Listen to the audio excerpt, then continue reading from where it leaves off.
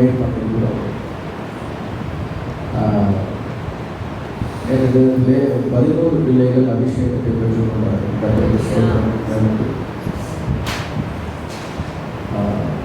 பிள்ளைகள் தொடர்பட்டால் அதில் ஒரு பிள்ளை சாட்சி சொல்ல சொல்லி சொன்னோம். தரிசனத்தை கற்றுக் கொடுத்தாருன்னா நீங்கள் சாட்சி சொல்லணும். அது வெட்கப்பட்டு அது கடைசியாக முடிஞ்ச பிறகு என்கிட்ட பர்சனலாக வந்து சொல்லிச்சு. ஒரு மேகத்தில் ஒரு சிங்காசனத்தை நான் பார்த்தேன். அந்த சிங்காசனத்தின் மேலே ஒரு கிரீடம் வைக்கப்பட்டிருக்கு அப்படின்னு சொல்லி அந்த தரிசனத்தை கண்ணுக்கு முன்னாடி வந்துச்சு சொல்லி அந்த பாப்பா சொல்லிச்சு. கதை சொல்கிறோம். அது வெளிப்படுத்தும் விசேஷத்தில் இருக்கிறது இந்த தரிசனம். அதை அந்த பாப்பாவுக்கு எடுத்து சொல்லி இதை வச்சு நிச்சயம் பண்ணிட்டான். கட்டுக்கும்பத்தில் ஒரு கிரீடத்தை வச்சுருக்கிறார் அப்படின்னு சொல்லி சொல்ல கட்டத்தில் செய்கிறோம். நம்ம எல்லாரும் ஒரு கிரீடத்தை கட்ட பரலோகத்தில் வச்சிருக்கிறார். அவங்களுக்கு ஒரு கிரீடம் இருக்கு. அந்த கிரீடத்தை நம்ம பெற்றுக்கொள்ளணும். அந்த பெற்றுக்கொள்ளணும்னு சொன்னால் அவருடைய ட்ராக்ல நம்ம ஓடணும். அந்த ட்ராக்ல ஓடி நம்ம பெற்றுக்கொள்ளணும். அமே சொல்ல முடியல. அமே இங்கே நான் விரும்புகிறேன். எபிரேயர் 11ஆம் அதிகாரம் 1வது வசனத்தை நாம் வாசிப்போம்.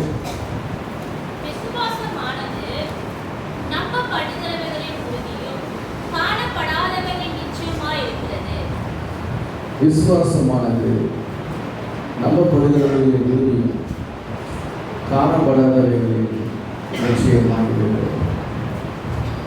விசுவாசம் என்றால் என்ன? அதுக்கு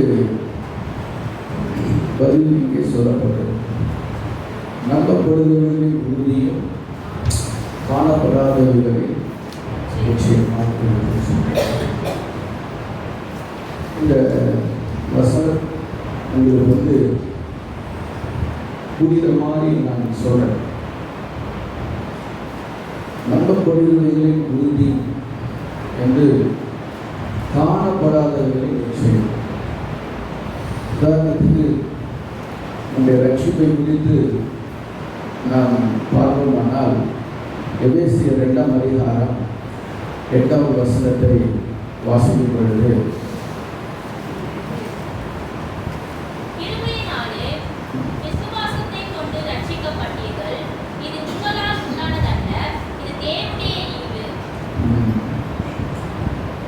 கிருபையினாலே விசுவாசத்தை கொண்டு ரட்சிக்கப்பட்டோம். விசுவாசத்தை கொண்டு ரட்சிப்பு வந்துச்சு. இப்போ இந்த ரட்சிப்பை நாம் காணவில்லை, ஆனால் நம்முடைய இருதயத்தில் விசுவாசித்தோம். ஆகையினால இந்த ரட்சிப்பு நம்முடைய வாழ்க்கையிலே வந்தது. அதை பார்க்கல, விசுவாசத்தினாலே அதை நாம் பெற்றுக்கொண்டோம். இன்றைக்கு அந்த பெற்றுக்கொண்டதனுடைய நிச்சயத்தோடு நாம் இருக்கின்றோம். இதுதான் ஃபெய்த், விசுவாசம். மேலும் ரோமருக்கு நிருபம் 3ஆம் அதிகாரம் 22வது வசனத்தை நாம் வாசிப்போமானால்,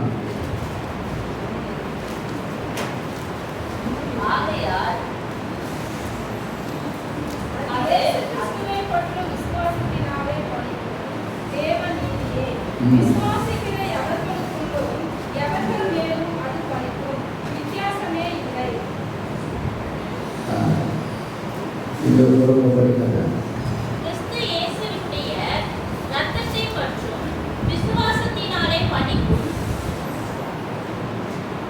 தேவநீதியே விசுவாசிக்கிற எவர்களுக்குள்ளும் எவர்கள் மேலும் சொல்லப்பட்டது. எவர்களுக்குள்ளும் எவர்கள் மேலும் அது பலிக்கும். வித்தியாசமே ஃபெய்த் என்பது நம்ம பார்க்கல, ஆனால் அதை நம்ம நம்புகிறோம். அதுதான் இந்த ரட்சிப்பு. நம்ம கர்த்தர் எப்படி ரட்சித்தார், ரட்சிப்பு நம்ம எல்லாருக்கும் ஆண்டவர் ரட்சிப்பு கொடுத்துருக்கிறாரு. அது அங்கே சொல்லப்பட்டிருக்கிறது. அது கிறிஸ்துவை பற்றும் இயேசு கிறிஸ்துவை பற்றும் விசுவாசத்தினாலே பலிக்கும் தேவநீதி. ரெண்டாவது பாருங்க, 28வது வசனத்தையும் வாசிப்போம்.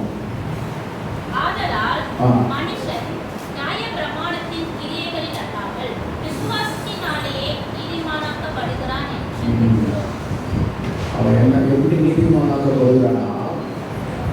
விசுவாசத்தினாலே அவன் நீதிமான். நீதிமான் ஆக்கப்படுவதற்கு நம்ம நம்புறோம். யாரை? நம்ம இயேசுவை. நம்ம இயேசு எனக்காக பலியானா, எனக்காக காயப்பட்டார், என் பாவங்களை ஏற்றுக்கொண்டார் என்று சொல்லி இயேசுவை நாம் நம்புகிறபடியினால் வசனம் சொல்வதை நாம் ரட்சிக்கப்பட்டோம். இது உங்களால் உண்டானதல்ல, இது தேவனுடைய ஈவாக இருக்கின்றது. ஆமென். கர்த்தர் நமக்கு ஒரு கிஃப்டா இந்த ரட்சிப்பு ஆண்டவர் நமக்கு தந்திருக்கிறார். ஆண்டவருக்கு ஸ்தோத்திரம் உண்டாகட்டும். பாருங்க, உங்களுக்கு முன்பாக ஏனோக்கை குறித்து நான் சொல்ல ஆசைப்படுகிறேன். ஏனோக்கு, இங்கிலீஷில் ஏனோக் சொல்லப்பட்டது, தமிழில் ஏனோக் என்று சொல்லப்பட்டிருக்கிறது. ஏனோக் என்கிறதான ஒரு தேவனுடைய மனிதன். ஆதியாகமத்தில் நாம் அவரை குறித்து வாசிக்கிறோம். முதலாவது எபிரேயர் புஸ்தகத்தில் அவருடைய நேம் பட்டியல், இந்த விசுவாச பட்டியலில் இடம்பெற்றிருக்கிறது. 11வது அதிகாரம் 5வது வசனத்தை நாம் வாசிக்கும் பொழுது,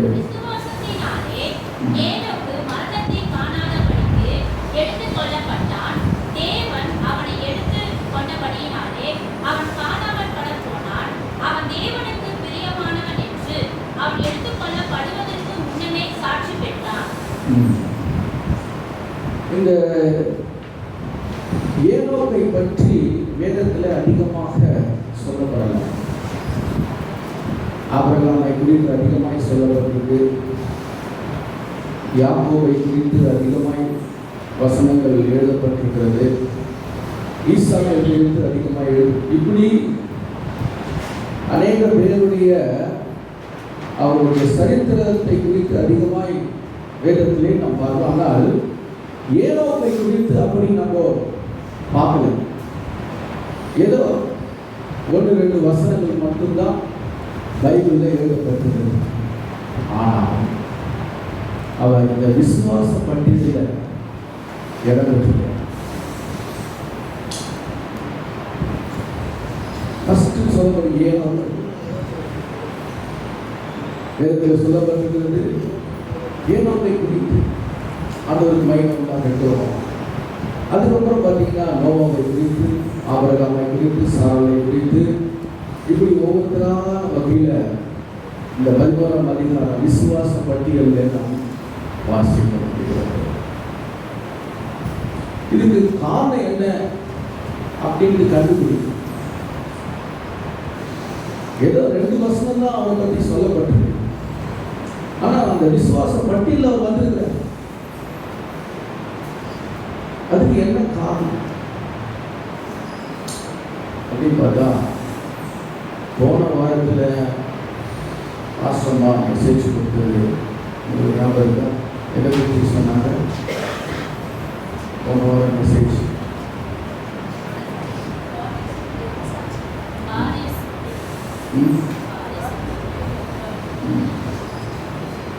காரியசித்தி,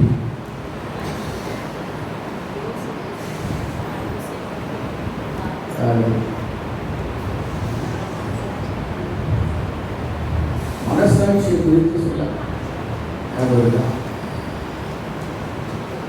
மனசாட்சியை குறித்து. இப்போ அந்த ஏனோக்கு கூட அந்த மனசாட்சி காலத்தில் பார்க்கலாம். அந்த காலத்தில் பைபிள் இல்லை. வசனம் இல்லை, கட்டளை இல்லை, கற்பனை கிடையாது, எதுவுமே கிடையாது. ஆனால் இந்த ஏனோக்கு என்ன சொல்றாருன்னா 5வது வசனத்தை படிங்க.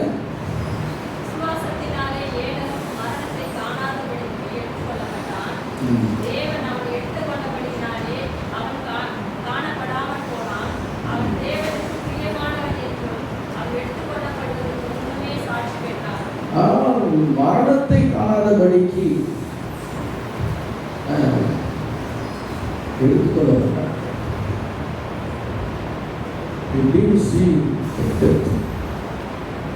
அவருடைய மரணத்தை அவன் பார்க்கவில்லை. ஆனால் தேவன் அவனை எடுத்துக்கொண்டார், கர்த்தர் அவனை எடுத்துக்கொண்டார். It's a wonderful thing. It has written in the Bible. ஒரு அற்புதமான காரியம் வேதத்திலே நாம் படிக்கணும். அது ஜெனரலாக ஃபர்ஸ்ட் ஒரு தேவனுக்கு எடுத்துக்கணும் இல்லை, அப்படி நம்ம படிக்கிறார். அதை வித்தியாசப்படுத்தி படிக்கணும். ஏன்னா நீங்க ஆதியாகம புஸ்தகத்துல ஆதியாகமம் 5ஆம் அதிகாரத்தை நாம் எடுத்துக்கொள்ளலாம்.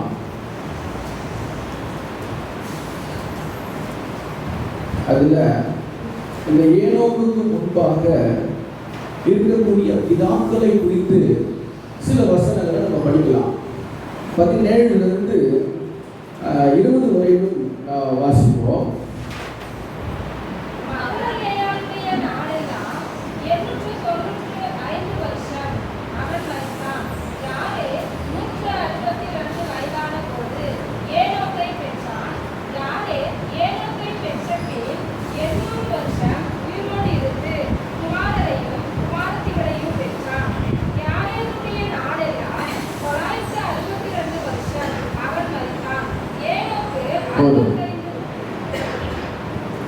இங்க மகலாலே என்கிற ஒரு மனுஷனை குறித்து படிக்கிறோம், யாரேத் என்கிற ஒரு மனுஷனை குறித்து படிக்கிறோம்.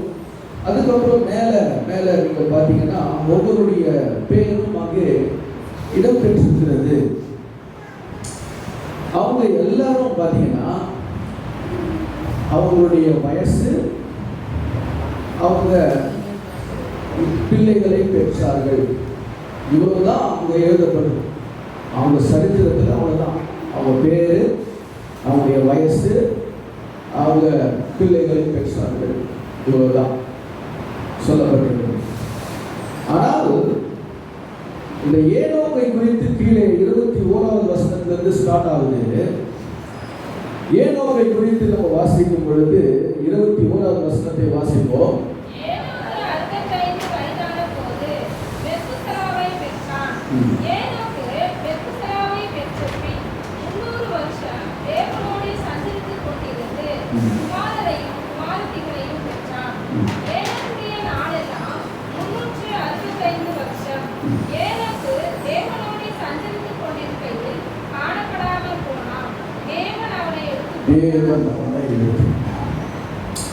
இது இப்போ வரிசையா அதை படிச்சுட்டே வரோம். திடீர்னு அங்க ஒரு பிரேக், அங்க ஒரு சேஞ்ச் நம்ம பார்க்கணும். பைபிள் பாருங்க, அப்போ ஏதோ ஒரு விசேஷம் அந்த மனுஷனுக்குள்ள இருந்ததுனாலதான் தேவன் அவனை மட்டும் பிக் பண்ணி இந்த விசுவாச பட்டியலில் இறச்சிட்டான். So it's very very important. இதை ஏன் நான் எப்படி விவரித்து சொல்கிறேன் அப்படின்னு சொன்னால், ஏதோ something it has hidden in Enoch life. ஏதோ ஒன்று இந்த ஈனோக்குடைய வாழ்க்கையிலே மறைந்திருக்கிறதை நான் பார்க்கிறேன். அதுதான் இன்றைக்கு முதல் குறிப்பாக நான் சொல்ல வாஞ்சிக்கிறேன். இங்கே நம்ம மறுபடியும் அந்த வசனத்தை நம்ம படிக்கலாம். 22 படிங்க.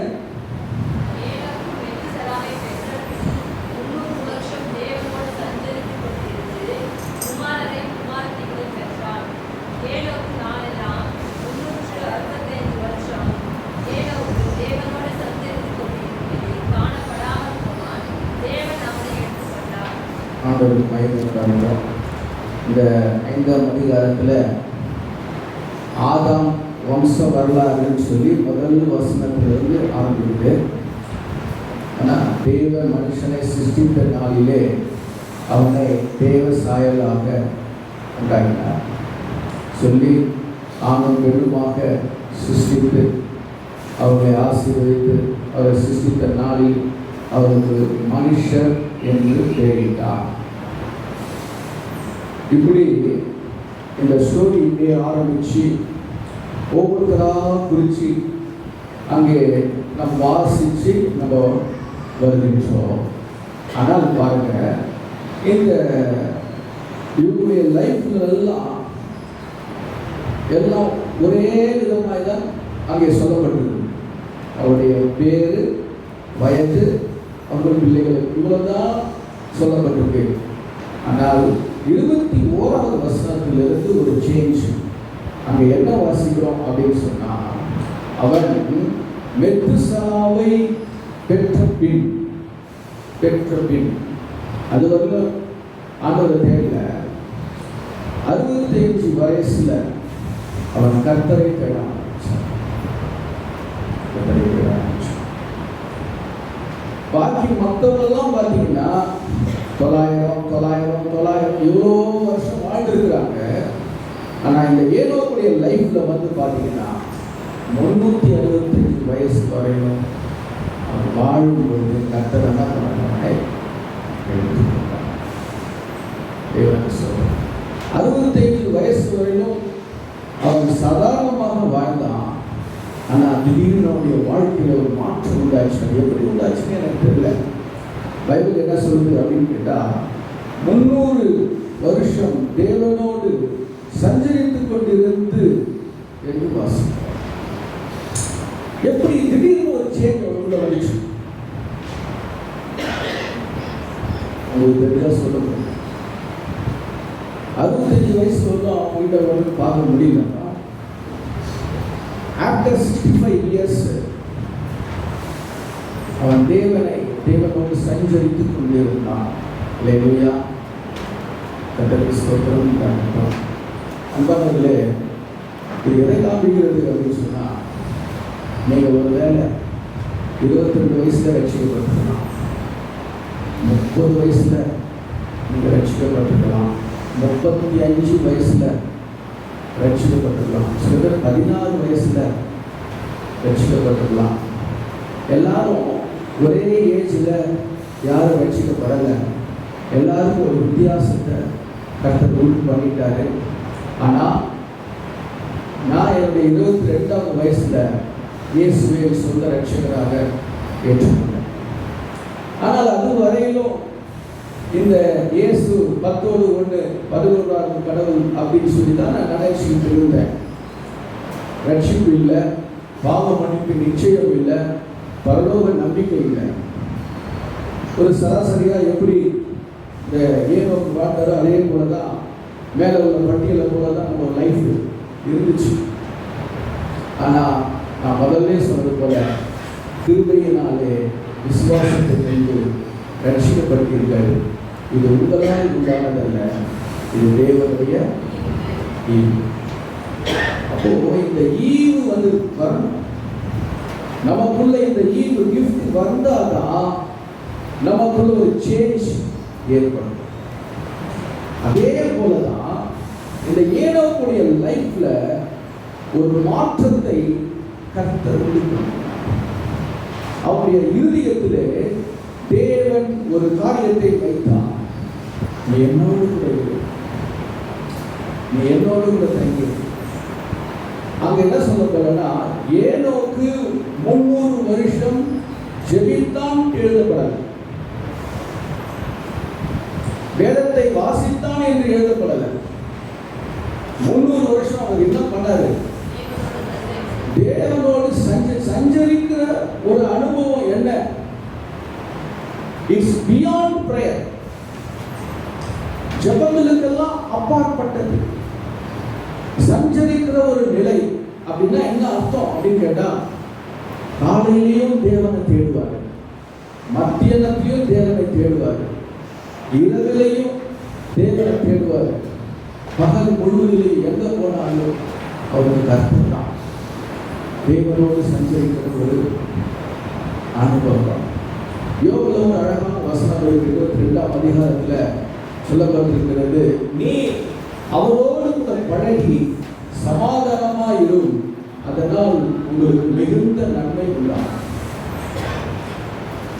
தேவனோடு கூட பழகுகிற ஒரு நல்ல அனுபவத்தை இந்த ஈனோக்கு தன் வாழ்க்கையில பெற்றுக்கொண்டிருந்தார். ஆண்டவருக்கு ஸ்தோத்திரம். இப்படி அவர் தேவனோடு சஞ்சரிக்கிறதுனால அவருக்கு என்ன கிடைச்சது அப்படின்னா நற்சாட்சி கிடைச்சது.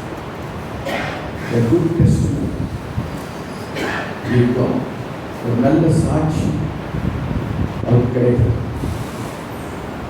அதனால அவர் தேவனுக்கு பிரியமாய் மாறினார். தேவனுக்கு பிரியமாய் மாறினதுனால தேவன் அவரை மரணத்தை காணபடி இதில் ஒரு காரியத்தை நம்ம கற்றுக்கொள்ள வேண்டும். ராப்சர்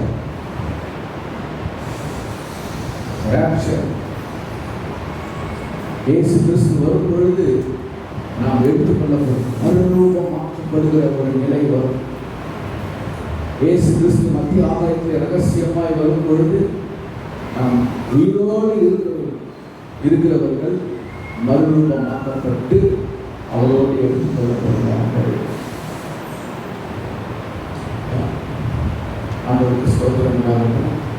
ஒரு நல்ல அனுபவத்துக்கு நம்ம போக போகிறோம்.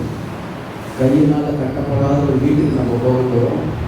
நித்திய வீட்டுக்கு நம்ம போக போகிறோம். மகிமையான வீட்டுக்கு நம்ம போக போகிறோம்.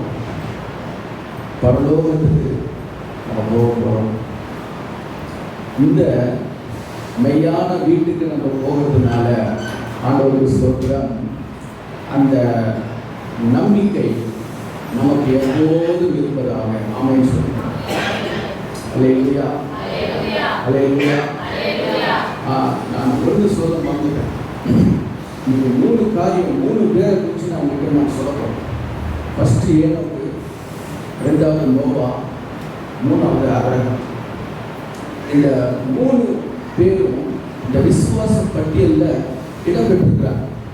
அந்த 3 பேருடைய லைஃப்பையும் நீங்கள் ஸ்க்ரூட்டனைஸ் பண்ணீங்கன்னா, ஆராய்ச்சி பார்த்தீங்கன்னா, அது ஒரே ஒரு காரியம் மட்டும் நல்லா விளங்கும். நீங்கள் எபிரேய புஸ்தகத்தில் நீங்கள் 11ஆம் அதிகாரத்தில் ஆபிரகாம் வரைக்கும், ஏனோக்கிலிருந்து ஆபிரகாம் வரைக்கும் நீங்கள் வாசித்து பார்த்தீங்கன்னா ஒரே ஒரு காரியம் மட்டும் ஆவியாளர் வெளிப்படுத்துவாங்க. என்ன அப்படின்னு கேட்டால், அவர்கள் கையினால் கட்டப்படாத அந்த நித்திய வீட்டை குறித்து ஒரு விசுவாசம் அவர்களுக்குள்ள இருந்ததுனால, எல்லாரும் பலவிதமான அனுபவங்கள் இருந்தாலும் ஒரே ஒரு விசுவாசம் என்ன தெரியுமா? நான் தேவனோடு கூட இருப்பேன்.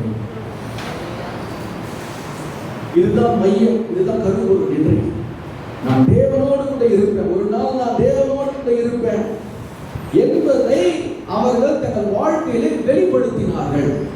இன்றைக்கு விசுவாசிகளாய் இருக்கக்கூடிய நாமும் கூட ஒரு நாள் நாம் தேவனோடு கூட இருப்பேன் என்கிறதான நிச்சயத்தோடு கூட நாம் காணப்பட வேண்டும். அல்லேலூயா சொல்லுங்க. அல்லேலூயா. நாம ஓடுற இந்த வாழ்க்கை நிச்சயமில்லாத ஒரு வாழ்க்கையா இருக்கக்கூடாது. ஆமென் சொல்லுங்க. நாம ஓடுற இந்த வாழ்க்கை ஆகாயத்துல சிரமம் பண்ணக்கூடிய ஒரு வாழ்க்கையா இருக்கக்கூடாது. அல்லேலூயா சொல்லுங்க. நாம் ஓடுற இந்த வாழ்க்கை எப்படிப்பட்ட வாழ்க்கைனா, நிச்சயத்தோடு, டெஃபினட், நிச்சயமாக அந்த வீட்டுக்கு நான் போவேன். அதுதான் இன்றைக்கு உள்ள கருப்பொருள். கர்த்தருடைய கண்களை திறக்கட்டும், கண்களை திறக்கட்டும். இப்போ வேதமே இல்லாத அந்த காலத்துல, மனசாட்சியின் காலத்துல அவங்க வாழ்ந்த பொழுது, இந்த ஏனோக்குக்கு யாரும் கற்றுக் கொடுக்கல. இன்றைக்கு சபை இருக்கு, ஊழியக்காரங்க இருக்கிறாங்க, எத்தனையோ யூடியூப்ல வருது, நம்ம கையில பைபிள் இருக்கு. எவ்வளவு காரியங்கள் நமக்கு எதற்காக? தேவனை கற்றுக்கொள்ளணும். அந்த பரலோகத்தின் நிச்சயம் நமக்குள்ள வரணும்.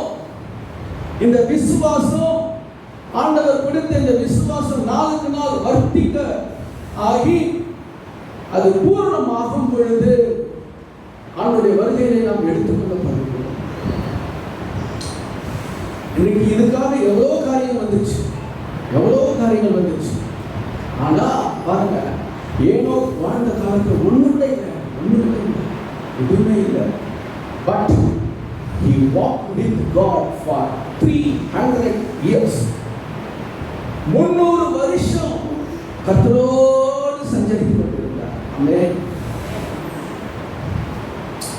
அந்த விசுவாசம் நான் அவங்களுக்கும் முன்னோர்களுக்கும் இவருக்கும் ஒரு வித்தியாசத்தை நான் சொன்னேன். 300 வருஷம் கொஞ்சம் நினைச்சு பாருங்களேன். இப்போ வாழ்ற வாழ்க்கையில எவ்வளோ வருஷம்? 60 வருஷம் 70 வருஷம் அது கூட சொல்ல முடியாதுன்றீங்களா? ஆமாம் ஆமான்றாங்க. ஆனா இவன் 300 வருஷம் கர்த்தரோடு கூட இருந்திருக்கிற ஒரு தேவனுடைய மனுஷன். நாட் ஈவன் ஒன் டே, ஒரு நாள் கூட கர்த்தரை விட மாட்டார். ஒரு வாரம் கூட அவர் தவறுந்து கிடையாது. ஒவ்வொரு நாளும் he walked with God. தேவனோடு சஞ்சரித்தார். அதனால்தான் இந்த ஏனோ விசுவாச பட்டியல் அந்த 11:5 வாசிங்க. எபிரேயர் 11:5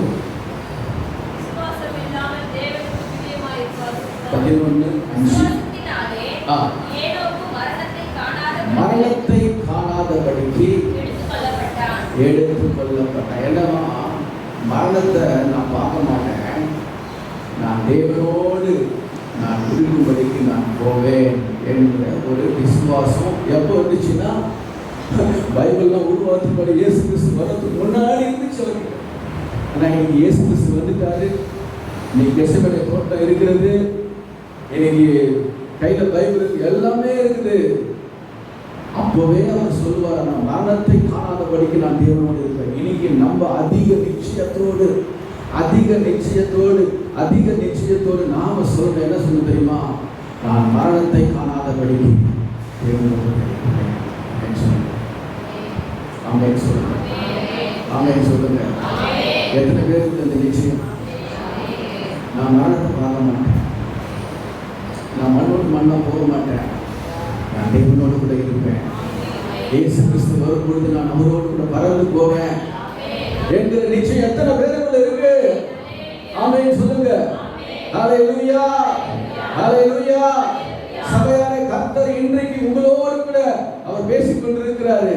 எத்தனை பேருக்குள்ள அந்த நிச்சயத்தை நீங்கள் வைத்துக் கொண்டிருக்கிறீர்கள்? இன்றைக்கு இயேசு கிறிஸ்துவை பார்த்து தைரியத்தோடு, ஆண்டவரே நான் உம்மோடு கூட இருப்பேன்.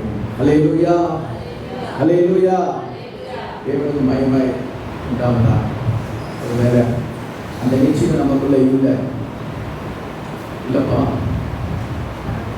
இந்த வருகையில் நான் வரும்போது நான் இருக்கும், எனக்கே தெரியல, நான் போவேன்னா போக மாட்டேனா, அந்த நிச்சய வீட்டுக்குள்ள நான் பிரவேசிப்பேனா பிரவேசிக்க மாட்டேனா என்பது எனக்கு தெரியல அப்படின்னு சொன்னா என்ன நீங்க சந்திக்கலாம். நான் உங்களுக்கு ஆலோசனை கொடுக்கிறேன். எப்படி அந்த நிச்சய வீட்டுக்குள்ள பிரவேசிக்கக்கூடிய அந்த விசுவாச நிச்சயத்தையும் எப்படி செய்யணும் என்பதை நான் சொல்லுவேன். அல்லேலூயா. கர்த்தருக்கு மகிமை உண்டாகட்டும். ஆண்டவர் தேவனுடைய சித்தம் என்ன தெரியுமா? ஒருவரும் கெட்டு போகாமல் எல்லாரும் ரட்சிக்கப்பட வேண்டும் என்பதுதான் தேவனுடைய சித்தமாக இருக்கிறது. அல்லேலூயா. ஆமா, ஒருத்தர் கூட கெட்டு போகக்கூடாது, கெட்டு நரகம் போயிடக்கூடாது. இந்த பூமியில நிரந்தரமா வாழ போது கிடையாது.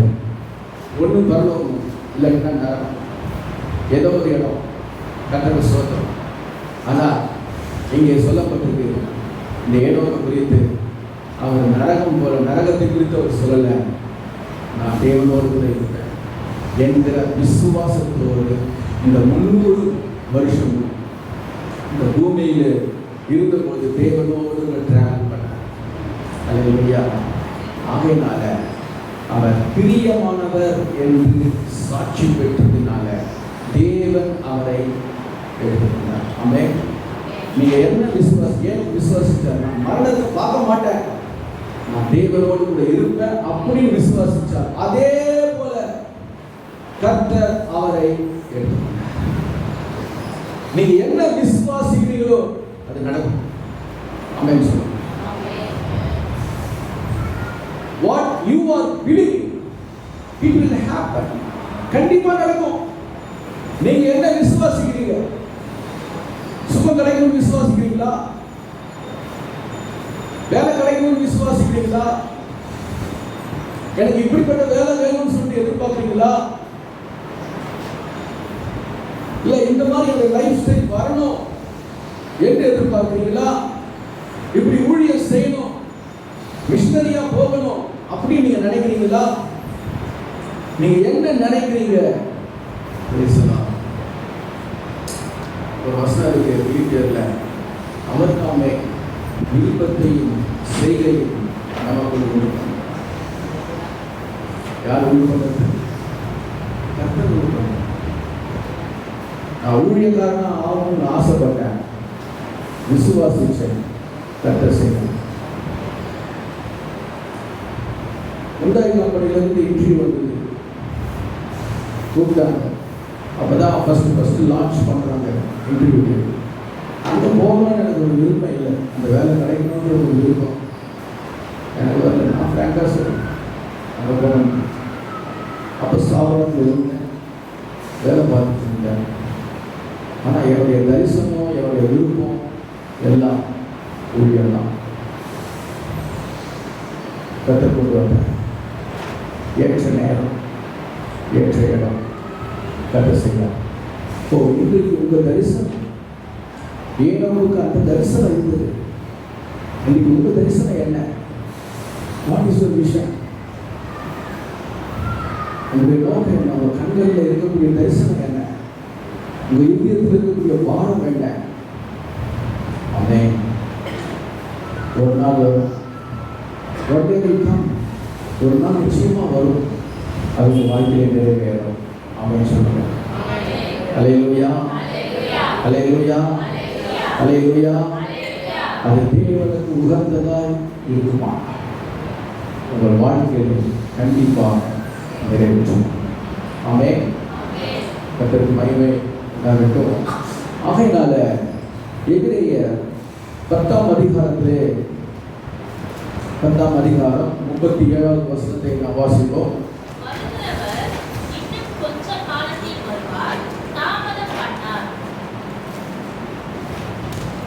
வருகிறவர் இன்னும் கொஞ்ச காலத்தில் அவர் வரக்கூட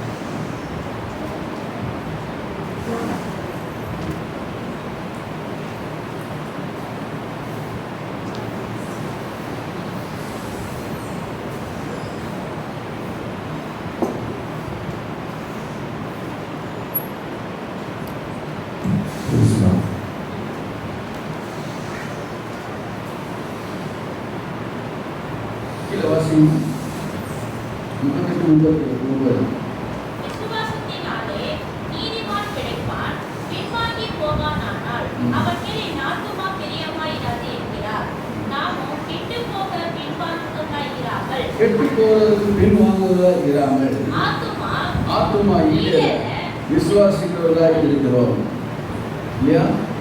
ஸோ கெட்டு போகும்படிக்கு யாரும் தேவன் விரும்பல, பின்வாங்கவும் கூடாது. நம்முடைய ஆத்மா என்ன ஆகணும்? ஈடேற வேண்டும். இந்த ரட்சிப்பு நமக்குள்ள ஈடேற வேண்டும். இதுதான் தேவனுக்கு பிரியமான செயல். ஏனோக்கு தேவனுக்கு பிரியமாக இருந்ததுனால அவன் எடுத்துக்கொள்ளப்பட்டான். அதே போல நம்முடைய லைஃப், ஆமென், இந்த விசுவாசத்திலே நம்ம டிராவல் பண்ணி நம்ம போவோமானால் அது தேவனுக்கு பிரியமாக இருக்கும். அது பிரியமாக இருக்கிறதுனால தேவன் நம்மை எடுத்துக்கொள்வான். அல்லேலூயா, தேவனுக்கு மகிமை உண்டாவதாக. இரண்டாவது, இந்த நோவாவை குறித்து நான் சொல்லுகிறேன் பாருங்க. நோவா 7ஆம் வசனத்தை நாம் வாசிப்போம். விசுவாசத்தினாலே நோவா தற்காலத்திலே கானான்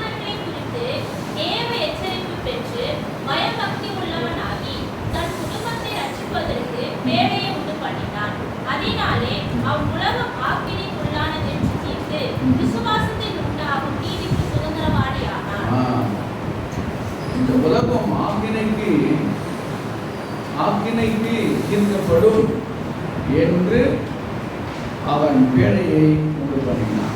விசுவாசம் இது எதை காண்பிக்கிறது அப்படின்னு சொன்னா, கிரியை சொல்லுங்க, கிரியை, ஒர்க், கிரியை. வசனம் என்ன சொல்லுது அப்படின்னு கேட்டா, முதல்ல நம்ம வாசிச்சோம், ஜபத்துல கர்த்தரோடு ஆராதனையில கூட அவங்க சொன்னாங்க, நீங்க கர்த்தரோடு இருந்தா அவர் உங்களோடு கூட. ஏனோக்கு கர்த்தரோடு கூட இருந்தார், கர்த்தர் அவரோடு கூட இருந்தார்.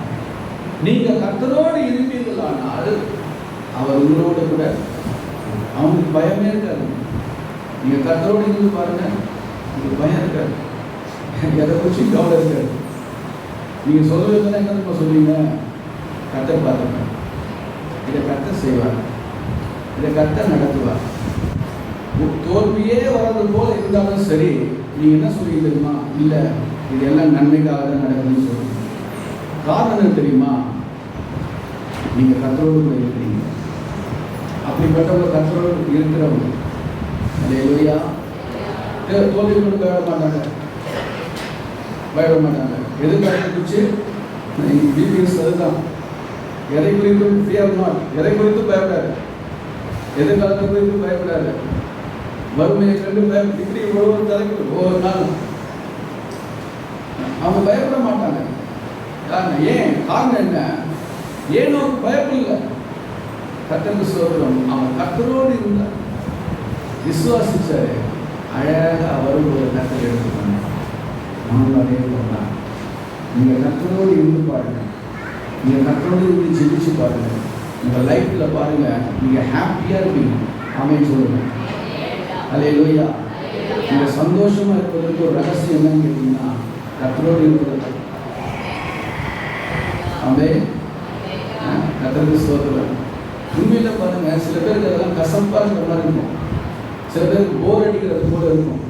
உண்மையில அப்படி இல்லவே இல்லைங்க, அப்படி கிடையவே கிடையாது. நீங்க எவ்வளவு கர்த்தரோடு கூட நீங்க இருக்கிறீங்களோ அவ்வளோ இன்னும் கர்த்தரோடு இருப்போமா. நீங்க அரை மணி நேரம் ஜெபிச்சு பாருங்க, இன்னும் கொஞ்ச நேரம், ஒரு 3/4 மணி நேரம் இன்னும் ஜெபிக்கலாமா, இன்னும் 1 மணி நேரம் நம்ம ஜெபிக்கலாமா, அப்படிதான் உங்களுக்கு வரும். அவங்க கர்த்தரோடு கூட இருக்கிறவங்க, தேவ பிரசன்னத்தை உணர்ந்தவங்க. இந்த உலகத்தில் வரக்கூடிய போராட்டங்கள் உபத்திரங்களை குறித்து அவர் கேரே பண்ண மாட்டாங்க. எல்லாம் நன்மைக்கு, ஆமென், எல்லாம் நன்மைக்கு என்று சொல்லி தைரியத்தோடு அவர்கள் டிராவல் பண்ணுவாங்க. இதுதான் கர்த்தரோடு இருக்கக்கூடிய ஒரு நல்ல அனுபவத்தை தேவன் நமக்கு இந்த பூமியில தருகிறார். ஒரு அன்பிய சொல்லலாமா, ஆமென். இப்போ ஜெபத்தை குறித்து நம்ம பார்க்கிறோம். ரெண்டாவது, இந்த நோவாவுடைய லைஃப்ல கிரியை குறித்து நாம் பார்க்கிறோம், ஒர்க். நீங்க பாருங்க, இந்த நோவா வசனத்தை 7வது வசனத்தை நம்ம மறுபடியும் வாசிப்போம்.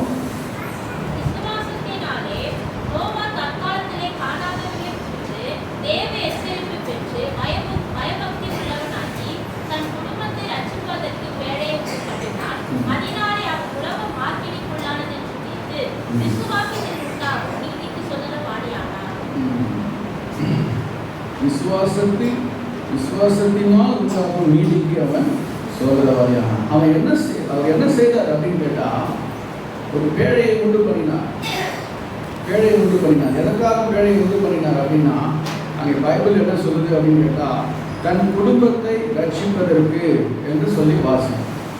தன் குடும்பத்தை ரட்சிப்பதற்கு பேழையை உண்டு பண்ணினார். இதே இந்த நோவாவை குறித்து ஆதியாகம புத்தகத்தில் 6ஆம் அதிகாரத்தில் நாம் வாசிக்கும் பொழுது பைபிள் என்ன சொல்லுது பாருங்க. 10வது வசனத்தை வாசிங்க. 10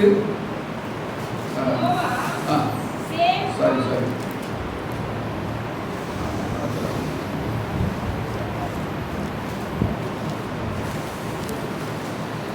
9வது வசனம் படிங்க.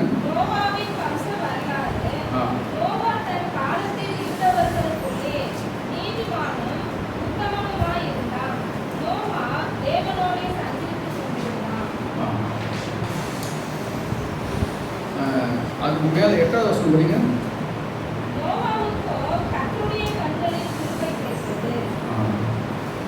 நோவாவுக்கோ என்று சொல்லி நோவாவை பற்றி அங்கே அங்கே நம்ம படிக்கிறோம்.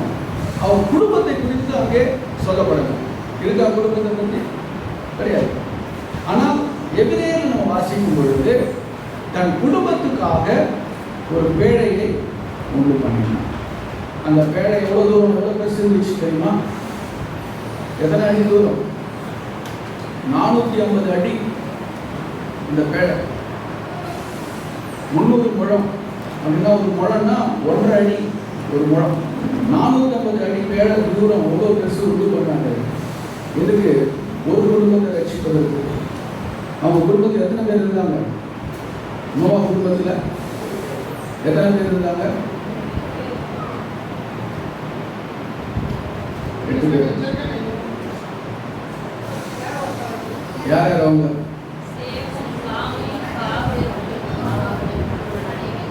சேம், காம், யாபேத், அவங்களுடைய 3 மனைவிகள். சரியா? கவனிங்க, நான் இதை குறித்து பாஸ்டர்கிட்ட நான் டிஸ்கஸ் பண்ணிட்டு இருந்தேன். இந்த 3 மனைவிகளும் அங்கே வெவ்வேறு இடத்துலேருந்து பெண் கொண்டிருப்பார். அப்படித்தானே? அங்கே இருக்கிற அந்த பூமியில தான் பெண் கொண்டு யாரும் நோவாவுடைய பேச்சை கேட்கவே இல்லை.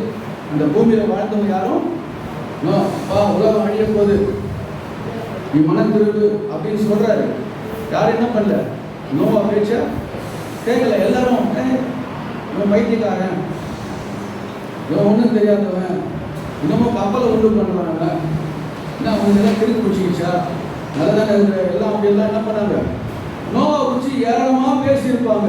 யாருக்குள்ள அந்த விசுவாசம் இல்லை, நம்பிக்கை இல்லை.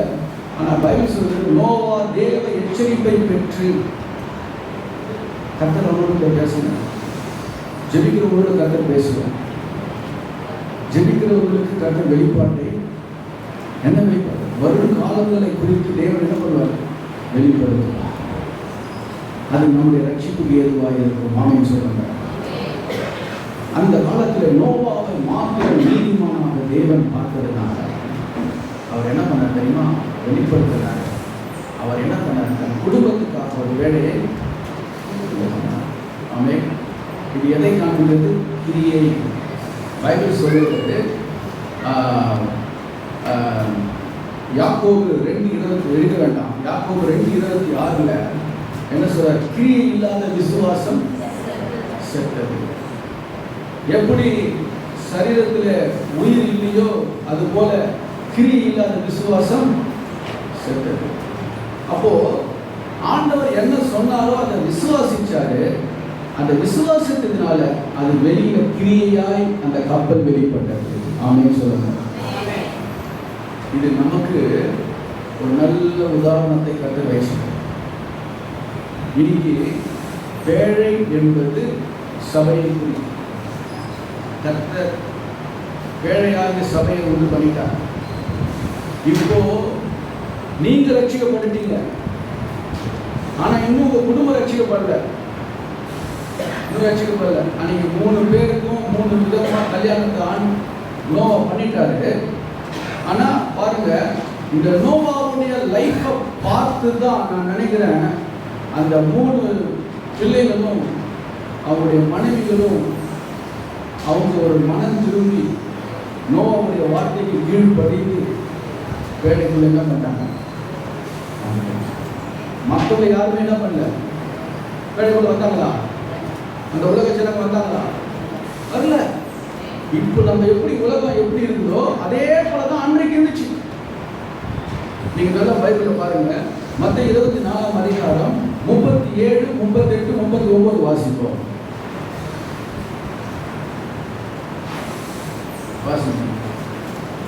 மத்தேயு 24 நோவாவின் காலத்தில் எப்படி நடந்ததோ அப்படியே மனுஷகுமாரன் இயேசு வரும் காலத்துல நடக்கும்.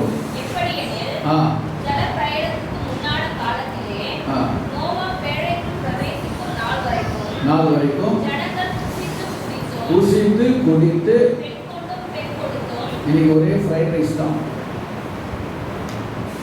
எங்க பாரு ஹோட்டல் தான் வந்துச்சா?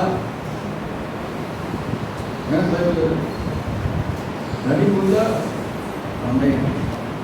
புதுசு புதுசாக டிசைனாக ஓப்பன் பண்ணுறாங்க. ஓட்டுங்க எனக்கு என்ன பண்ணுறாங்க? பூசிட்டு குடித்து அப்புறம் பெண் கொண்டும் பெண் கொடுத்தும் பிரளயம் வந்து அனைவரையும் வாரிக்கொண்டு போகும் வரைக்கும் விடாதிருந்தார்கள். அப்படியே உணர்லையா? நோவா எவ்வளவு சொன்னாலும் அவன் என்ன பண்ணல, உணரல. ஆனா யார் உணர்ந்தது அப்படின்னு கேட்டா நோவாவுடைய ஃபேமிலி. ஆமென். அன்பான தேவனுடைய பிள்ளைகளை, இன்றைக்கு உங்களுக்கு மெசேஜ் வந்து என்ன தெரியுமா? உங்க மூலமா உங்க குடும்பம் ரட்சிக்கப்படும். கர்த்தர் உங்களை கொண்டு உங்க குடும்பத்தை கர்த்தர் ரட்சிப்பார். எப்படி தெரியுமா? நோவாவை போல. நீங்க தான் நோவா. இந்த காலத்து நோவா நீங்க தான். நோவா எப்படி இருந்தாரா? ஆதியாகமத்தில் நம்ம வாசிக்கிறோம், அவர் நீதிமானும் உத்தமனுமாய் அவர் தேவனோடு சஞ்சரித்து கொண்டிருந்தார். இந்த 3 காரியம் தாங்க. அவர் நீதிமானும் உத்தமரும் தேவனோடு நீதிமான் உத்தமன். ஆண்டவர் பரலோகத்தில் வரும்போது சொல்வார், உத்தம ஊழியக்காரனே எஜமான சந்தோஷத்துக்குள்ள வா. ஆமென். நீங்க தான் நோவா. நீங்க தான் நோவா. உங்க மூலமா உங்க குடும்பம் ரட்சிக்கப்பட்டு வரப்போகுது. ஆமென் சொல்லுங்க. ஆமென்.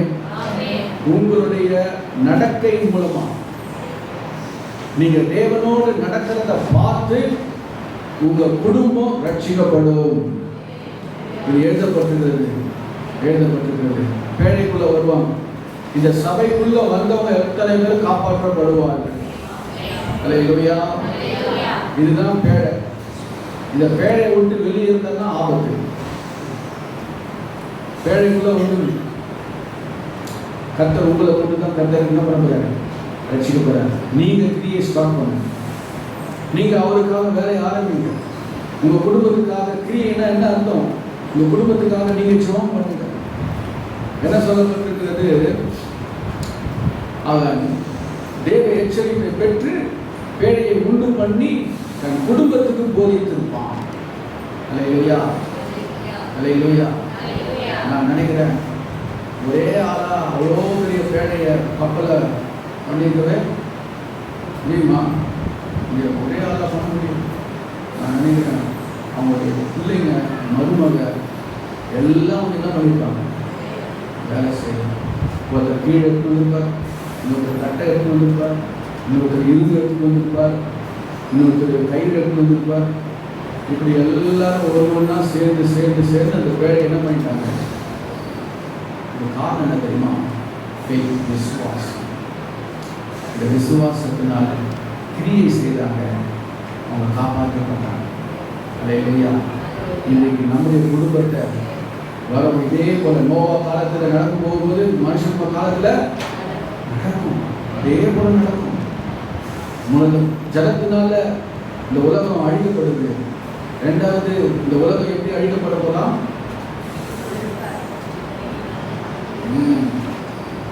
ஜலம் வராது, என்ன பாம்பு போடுறாங்கல்ல, எண்ணெய் கிணறு எண்ணெய் கிணறுலாம் வெடிச்சு சேதம்ன்ற பயங்கரங்கள் நடக்குது. எண்ணெய்க்கு தான் ரேட் இன்க்ரீஸ் ஆகும். அது ஆயிடுச்சுன்னா பஞ்சம் வரும். இன்னொரு பயமுறுத்துக்காக சொன்னேன், தேவ பிள்ளைகளுக்கு ஒரு மறைவு இருக்கு.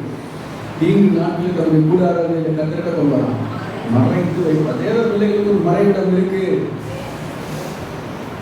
அங்கே மோசேப்பா சொல்றாரு, நீ கண்மலையின் வெடிப்பிலே போயிட்டு என் கரத்தின் எழுதினால் உன்னை மூடுவேன். உனக்கு ஒரு மறைவிடம் இருக்கு. ஆனால் உலக ஜனங்களுக்கு அது தத்தளிப்பால் மாறும். நெருப்பு அக்கினிக்கு இரையாக வைக்கப்பட்டிருக்கு. தேவ பக்தி இல்லாதவர்கள் நாள் வரைக்கும் இந்த உலகம் காக்கப்பட்டிருக்கிறது. அல்லேலூயா, அல்லேலூயா. ஆனால் கர்த்தருக்கு ஸ்தோத்திரம். அதற்கு முன்னால் நம்ம என்ன செய்திருந்தோம்?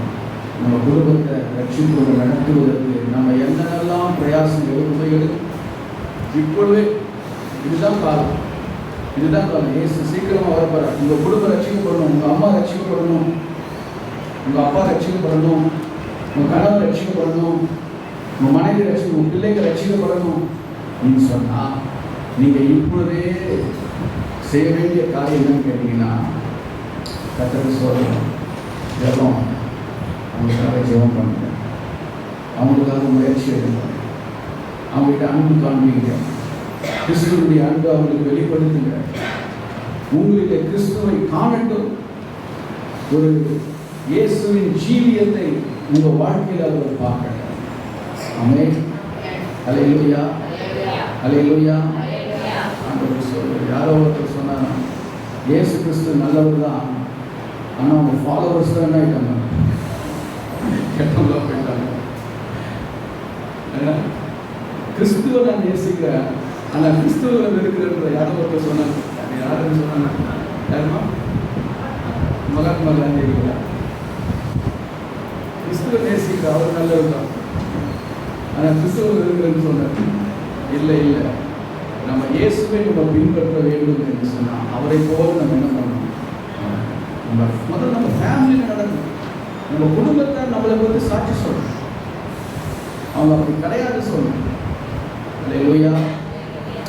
கர்த்தரின் மகிமை உண்டாகட்டும். ஒரு கம்பெனியில் ஒரு கொரியர் ஆஃபீஸில் ஒர்க் பண்ணும்போது என்னை பற்றி ரோட்டில் ஒருத்தவங்க வந்து அந்த அந்த ஓனர்கிட்ட தவறாக சொல்லியிருக்காங்க. அவர் வந்து என்கிட்ட சொன்னார், இந்த மாதிரி உங்களை பற்றி சொல்கிறாங்க. நான் சொன்னேன், அவர் அப்படிப்பட்டது கிடையாது. நம்பல அவர். இத்தனைக்கும் அவர் ஒரு RSS இயேசு நம்பாதவர். அவர்கிட்ட வேலை பார்த்தேன். அவர் சொன்ன காரியம் என்ன, அவர் அப்படிப்பட்டவர் கிடையாது. சிட்டி அமிஸ்டர், நீங்கள் இருக்கிற இடத்துல நீங்கள் சாட்சியம். உங்களை பற்றி யாராவது தவறாக மற்றவங்கிட்ட சொன்னால் அவங்க சொல்லணும், இல்லை அவங்க அப்படிப்பட்டவங்க கிடையாது, அதை நம்பக்கூடாது. அதுதான் மர்சி லைஃப், இயேசு கிறிஸ்துவின் வாழ்க்கை. நம்ம சொல்லக்கூடாது, மற்றவங்க சொல்லணும் சாட்சி. நம்ம பேச்சில், நம்ம எண்ணத்தில், நம்முடைய செயலில், நம்முடைய நடக்கையில், நடை உடை பாவனையில் நம்ம யாரை பிரதிபலிக்கணும் தெரியுமா? நம்மளை அழைக்கிறோம். ஆமென். நீங்கள் நாளுக்கு நாள் புதிதாக்கப்படுகிறபடினால் நல்லா இயேசுவை கவனிச்சு பாருங்க, ஒரு வசனத்தை நல்லா படிச்சு பாருங்க. இப்போ இயேசு எப்படிப்பட்டவர் என்பதை அந்த சபையில் தான் பண்ணணும். பார்ப்பதற்கு ஒரு பெரிய காட்டத்தி மரத்து மேல ஏன்னா இயேசு எப்படிப்பட்டவர், பிரயாசப்பட்டு ஏறலாம், பெரிய பணக்காரன், ஆனா இயேசுவை பார்க்கணும், பிரயாசப்பட்டு உள்ளனா இருக்கிறான். இயேசு தெரியல, பிரயாசம். இன்னைக்கு நீங்க பிரயாசம், இயேசுவை பார்ப்பதற்கு, உற்று கவனிப்பதற்கு நீங்க பிரயாசம். ஏதோ சபைக்கு வந்து கேட்டோம் போனோம் இல்லைன்னு 6 நாட்கள் இருக்கு. 6 நாளில் உங்களுடைய லைஃப்ல எவ்வளவோ டெவலப், இயேசு எவ்வளவோ டெவலப் ஆக வேண்டும். ஆமென். இன்றைக்கு கர்த்தருக்கு ஸ்தோத்திரம். இன்னும் இயேசுவை குறித்து நான் அறிந்து கொள்ள வேண்டும். ஆமாம், உண்மை குறித்து நான் அறியணும், உண்மை போல நான் இருக்கணும், வாழணும். காரணம் என்ன? என் மூலமா என் குடும்பம். ஆமென். அல்லேலூயா. இந்த பிரயாசத்தை உண்மையா நீங்க எடுத்து நீங்க செய்வீங்களானா டெஃபினட்டா நான் சொல்ற ஒரு ஃபேமிலி ரட்சிக்குள்ள வரும். ஆமென் சொல்லுங்க. அல்லேலூயா, அல்லேலூயா. நானும் பாஸ்டர் அம்மாவும் கர்த்தருக்கு சாட்சியா வாழ்ந்தோம். அதை பார்த்து என் சகோதரிகள் எல்லாம் வந்தாங்க, என் சகோதரர் வந்தாங்க. அவங்க ஃபேமிலியில் அவங்க அக்கா ரட்சிக்கப்படும், அவங்க அக்கா தான் வந்தாங்க ஃபர்ஸ்ட் ரட்சிக்கப்படும். அவங்க அக்கா பிள்ளைங்க வந்துருக்காங்க, இப்போ பிள்ளைங்க வந்துருக்காங்க. உங்கள் ஃபேமிலி ரட்சிக்கப்பாங்க. அல்லேலூயா, அல்லேலூயா. நீங்கள் கர்த்தரை உண்மையாக உறுதியாக பற்றி கொள்ளுங்கள். கர்த்தர் நம்ம ஆசை. 3வது காரியத்தை நான் சொல்லிக் கொடுக்கிறேன். எபிரேய புஸ்தகம் இது 11ஆம் அதிகாரத்திலே 8வது வசனம். விசுவாசத்தினாலே ஆபிரகாம் தான் சுதந்திரமாக பெறப்போகிற இடத்திற்கு போகும்படி அழைக்கப்பட்ட போது கீழ்ப்படிந்து தான் போகும் இடம் இன்னதென்று அறியாமல் புறப்பட்டு போனான். விசுவாசத்தினாலே இந்த அதாவது 3வது காரியம் என்ன கேட்டா, பலப்படுகிற ஒரு வாழ்க்கை. ஃபர்ஸ்ட் ஜெபிக்கிற ஒரு வாழ்க்கை, 2வது கிரியை செய்கிற ஒரு வாழ்க்கை, 3வது பலப்படுத்தப்பட்ட ஒரு வாழ்க்கை. ஆபிரகாமுடைய லைஃப்ல பல இடங்களுக்கு ஆபிரகாம் டிராவல் பண்ணி போனார், பல இடங்களுக்கு. ஆனா ஏனோக்கு ஒரே இடத்துல தான் இருந்தார். நோவா பேழையை மட்டும் கட்டினார், கிரியை செய்தார். ஆனா இந்த ஆபிரகாமுடைய லைஃப்ல நம்ம பார்க்கும் பொழுது அவர் பல இடங்களுக்கு டிராவல் பண்ணி தேவன் அவரை கொண்டு போனார். இது எதை காண்பிக்கிறது? நீ பாருங்க, ஆதியாகம புஸ்தகம் 12ஆம் அதிகாரம்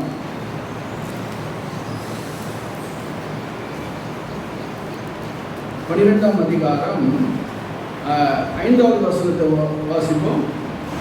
ஆபிரகாம் தன் மனைவியாகிய சாராயையும் தன் சகோதரனுடைய குமாரனாகிய லோத்துவையும் தாங்கள் சம்பாதித்திருந்த தங்கள் சம்பத் எல்லாவற்றையும் ஆரானிலே சகதரித்த ஜனங்களையும் கூட்டிக் கொண்டு அவர்கள் கானான் தேசத்துக்கு புறப்பட்டு போய் கானான் தேசத்தில் சேர்ந்தார்கள். ஃபர்ஸ்ட் எதுவும் கானான் தேசத்துக்கு கூட்டு போயிட்டார். அடுத்தது பாருங்க, 8வது வசனத்துல அவர்கள் பின்பு அவன் அவரிடம் விட்டு பெயர்ந்து பெத்தேலுக்கு கிழக்கே இருக்கும் மலைக்கு போய் எங்க போனாரு? மலைக்கு போறாரு. அடுத்தது பாருங்க 9வது வசனத்துல அதன் பின்பு ஆபிரகாம் புறப்பட்டு தெற்கே பிரயாணம் பண்ணி கொண்டு போனான். அந்த தேசத்திலே பஞ்சம் உண்டாயிற்று. அதுக்கு 11வது வசனத்துல அவன் எகிப்துக்கு சமீபமாய் வந்தபோது அங்கே எகிப்துக்கு போறாரு. அதுக்கப்புறம் 13ஆம் அதிகாரம் 3வது வசனத்துல பார்க்கும் பொழுது அவன் தன் பிரயாணங்களிலே தெற்கே இருந்து பெத்தேல் மட்டும் மறுபடியும் என்ன பண்றாரு? பெத்தேலுக்கு வர்றாரு. இதெல்லாம் டிராவல் பண்ணி பண்ணி பண்ணி ஆபிரகாம், இந்த ஆபிரகாமுடைய சரித்திரத்தை குறித்து நீங்க பார்த்தீங்கன்னு சொன்னா உங்க பைபிள்ல பின்னாடி பகுதியில் ஒரு மேப் இருக்கும், பார்த்துக்கிறீங்களா? அந்த மேப்ல பார்த்தீங்கன்னா ஆபிரகாம் எங்கெல்லாம் டிராவல் பண்ணார் அப்படின்னு சொல்லி போடப்பட்டிருக்கும். அத்தனை இடத்துக்கும் ஆபிரகாம் போறார். அப்போ எதை காண்பிக்கிறது அப்படின்னு கேட்டா, ஃபர்ஸ்ட் கர்த்தர் கானானுக்கு கூப்பிட்டு போறாரு. ஏன் கூப்பிட்டு போனார் அப்படின்னு சொன்னா, அந்த லேண்டை காண்பிச்சு இந்த இடத்தை தான் பின்வரும் உன்னுடைய சந்ததிக்கு நான் என்ன பண்ணுவேன், சுதந்திரமாக நான் கொடுக்க போறேன் அப்படின்னு சொல்லி ஆண்டவர் முதல்ல காமிச்சிட்டு அவனுக்கு விசுவாசத்தை வளர்க்க பண்ணிட்டு 2வது என்ன பண்ணாரு? மலைக்கு கொண்டு போறார். மலை என்பது ஒரு ஜெப வாழ்க்கை, ஒரு ஜெபத்தின் அனுபவம். அப்படிப்பட்ட அனுபவத்தை ஆபிரகாமுக்கு தேவன் கற்றுக் கொடுத்து பின்பு என்ன பண்றாரு? தெற்கே பிரயாணம் பண்ணி அந்த தேசத்துல வரும்போது பார்த்தீங்கன்னா சாப்பாடு இல்லை, பஞ்சம், ஒரே தாகமா இருக்குது. அப்படிப்பட்ட வறட்சியும் பாதையில ஆபிரகாம கர்த்தர் நடத்தினார். அந்த இடத்தை விட்டு அடுத்தது இந்த எகிப்துக்கு வரும் பொழுது அவன் உயிருக்கே ஒரு ஆபத்து ஏற்படுகிறது. இல்லை, சாரா அழகா இருக்கிறா, உன்னை உயிரோட வைப்பாங்க, என்னை கொன்று போட்டுருவாங்க அப்படின்னு சொல்லி ஒரு உயிருக்கே ஒரு ஆபத்தான ஒரு சூழ்நிலையிலே இந்த ஆபிரகாம் நடந்து போகிறதான ஒரு அனுபவத்தை கர்த்தர் கற்றுக் கொடுத்தார். அடுத்தது நீங்க பார்த்தீங்கன்னா அவன் நின்று போட்ட இருந்த அந்த கூடா பெத்தேலில் இருந்த அந்த அனுபவத்துக்கு மறுபடியும் தேவன் அங்கே கொண்டு வந்து அவனை கர்த்தர் நிலைநாட்டி அங்கிருந்து கர்த்தர் அவனுடைய ஆடு மாடுகள் ஒட்டகங்கள் கோவில் கழுதுகள் எல்லாவற்றையும் கர்த்தர் என்ன பண்றாரு? ஆசீர்வதித்து அவனை செல்வ சீமானாய் கர்த்தர் மாற்றினார். இது எதை காண்பிக்கிறது? ஒவ்வொரு பிளேஸ் அப்படின்னா நம்முடைய இன்றைக்கு எழுத்தின் ரீதியாக நம்ம வெவ்வேறு இடத்துக்கு நம்ம போகணும்னா கூட உங்களுடைய ஆவிக்குரிய வாழ்க்கையிலே ஒவ்வொரு இடம் இருக்கிறது. அல்லேலூயா. ஒரு ப்ராமிஸ் பண்ணப்பட்ட ஒரு ஒரு இடம் உங்களுக்கு இருக்கிறது. ஒரு மலையின் அனுபவம், ஜெப வாழ்க்கை என்கிற ஒரு அனுபவத்தை கர்த்தர் கொடுப்பார். சில நேரங்களில் உங்களுடைய வாழ்க்கையில ஒண்ணுமே இல்லாத ஒரு வறட்சியான சூழ்நிலைகள், ஆமென், பற்றாக்குறைகள் நம்முடைய வாழ்க்கையில ஏற்படும். சில நேரங்களில் நமக்கே ஆபத்து வருவது போல ஒரு சூழ்நிலை ஏற்படும். இதெல்லாம் கர்த்தர் பார்த்தீங்கன்னா ஆபிரகாம கர்த்தர் அந்த தேசத்திலிருந்து அவனை கானான் தேசத்தில் கொண்டு வந்து பெத்தேலை நாட்டுகிற வரைக்கும் இப்படி பல அனுபவங்களை கற்றுக் கொடுத்தது போல உங்களை கர்த்தர் கற்றுக்கொள்ளும்படிக்கு அனுபவப்படுத்தப்பட்டு நீங்கள் பலப்பட்ட பிறகு கர்த்தர் ஒரு இடத்துல கொண்டு வந்திருந்தார். அல்லேலூயா, அல்லேலூயா, அல்லேலூயா. இதெல்லாம் இந்த அனுபவத்தை எல்லாம் கற்றுக்கொள்வதற்கு எபிரேயர் புஸ்தகத்தில் சொல்லப்பட்டிருக்கு. அவன் விசுவாசத்தினால் கையினால் கட்டப்படாத அந்த வீட்டை தேடி அவன் பரதேசியா சஞ்சரித்தான். அவன் 3 காரியம். ஃபஸ்ட்டு கர்த்தரோடு இருக்கிற ஒரு அனுபவம், ஏனோடு எடுத்துக்கொள்ள வேண்டாம். 2வது பேழையின் அனுபவம், ஜலப்பிரளயம் வரும்போது அவர்கள் காப்பாற்றப்பட்டார். 3வது பலப்படுத்தப்பட்டார். இந்த 3 அனுபவத்துக்குள்ள 3 வித்தியாசமான கேரக்டரை கர்த்தர் வைத்து நமக்கு திருஷ்டாந்தமாக தேவன் வைத்திருக்கிறார். அதனால எபிரேயர் இப்போ வாசித்து வரீங்க. எபிரேயர் 12ஆம் அதிகாரம் 1வது வசனத்தில் 12:1 ஆகையால் மேகம் போன்ற இத்தனை திரளான சாட்சிகள் நம்மை சூழ்ந்திருக்க பாரமான யாவற்றையும் தள்ளிவிட்டு நம்மை சுற்றி நெருங்கி நிற்கிற பாவத்தை தள்ளிவிட்டு விசுவாசத்தை துவக்குகிறதும் முடிக்கிறதுமாகிய இயேசுவையே நோக்கி நமக்கு நியமிக்கப்பட்டிருக்கிற ஓட்டத்திலே